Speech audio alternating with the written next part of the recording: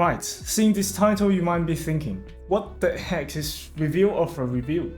Are you trying to review a review or what? Well, I mean, review is always and essentially a very subjective thing. Truth is that no matter how much objective data you throw in the end, you still have to listen to it with your ears and then describe what you hear. And essentially, our description of how they sound are deeply subjective. Why do I say that? Let me give you an example. Let's start with the objective side. If you look into the development process of the BK5128 or the research behind the JM1 target, you will notice one thing. Researchers have been working for years and decades to solve just one single problem: the variability of human ear canal. Everyone's ears are physically different, which means that one person's reference for natural is not exactly the same as another one's. I'd even go as far as saying it's not just about natural or neutral. Everyone defines what sounds good and what doesn't differently. And everyone even perceives frequency response in their own different ways. Take this Reddit post for example. And just to be clear, I mean absolutely no offense to anyone appeared in this video. I just click on a random thread and post for example. It's about the discussion, not the person, alright? Anyway, back to the topic. The OP was expressing dissatisfaction with the JM1 curve, saying from the perspective of 200 Hz to 4000 Hz, JM1 is the way to go. But it sounds muffled, dark, low res, and blunted. And as if I had pressure imbalance on my inner ear. Then Joe, the creator of JM1, replied, "It's really important to keep in mind that no two people are getting the exact same frequency response in their ear canals, and that no two people have identical HRTFs. And that's the thing, what one person calls trash might very well be another person's treasure." But this actually leads me to my first question. When we run into something that sounds trash to us, should we actually call it trash? Actually, this reminded me of a related topic. It's about general preferred sound among the country. I won't represent for all of Asia, but I can say with certainty that Chinese audiences and audiences in the US have very different preference in tuning. Take something like the DCAE3. It's a headphone with very balanced, plain and straightforward tuning, but everyone around me who bought it ended up selling it very next day. Really. People just couldn't accept that tuning here in China because they feel that this kind of presentation is too plain, too direct, and lacking in musicality. Instead, they lean towards headphone with more characteristic in its tuning, like the Stax 09 or the final D8000 Pro Limited, which brings more distinct coloration to the vocals. Yet in the US, DCAE3 is widely praised, and that's a big difference. And actually, another very important thing I want to say is that the way reviews are written in China is very different from others. Let me give you an example. Moondrop's Blessing 3 has a review from Baidu Tieba, which you can think of as Chinese version of Reddit. And let's see how people here comment about it. Actually, the post was so aggressive that it's almost up to the level of offensively funny. Let's just say if I explain all what he says directly, this video might turn into an Peggy 18 one. So what he says is, this thing sounds like plain water or has a monitor-like character when you pour it nicely. Well, what he actually wants to say is that this thing is 10 times worse in musicality, but it's just he doesn't want it to say it out blatantly, so he just described it as monitor-like. And to put it bluntly, it sounds like a weak sound. Actually, Deep L has beautified, or to say, civilized this word, 肾虚. It's really funny that he uses this word to describe the sound.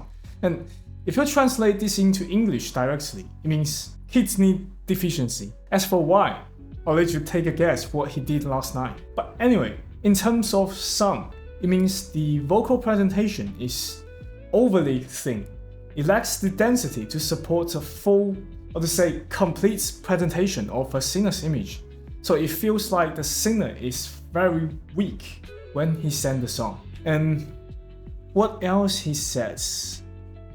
However, precisely because of this mid-low dip, vocals sound hollow. Bass hits like hitting tin cans. Hitting a tin cans means the bass is lack of layer. It's like you are hitting a tin cans. When you hit it hard enough, it can be loud, but it definitely sounds terrible. Highs are bright but lack extension. Instruments lack overtones, and the entire sound feels pale and weak. It's not just blunt, it's an extreme form of bluntness. But as you can see, very negative review. But if you look at Blessing 3's review in English context, although it's not the most powerful or emphasized, the bass is clear and well defined, achieving an excellent balance with the rest of frequency. And again, I just pick one random. I mean, absolutely no offense to anyone who appeared in this video, alright? The Moondrop Blessing 3's mids are one of the greatest strengths. They offer a detailed and balanced presentation, allowing vocal and instruments to come across with outstanding clarity. The low mids have enough body to bring warmth without becoming muddy. Remember what the guy on Delimma say about the Blessing 3's vocal? Kidney deficiency. And the Blessing 3's treble is extended and bright without becoming too shrill or causing ear fatigue. And on Delimma, it is. Thanks to its harsh, piercing highs, the Blessing 3 becomes a disaster when listened to poorly mixed music.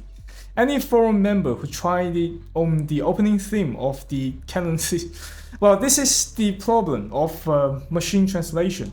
Actually, what he means is the opening theme of anime, Onimai Railgun. So, any forum member who tries it on the opening theme of Onimai Railgun knows what true torture feels like. So, as you can see, these two reviews are saying completely opposite things.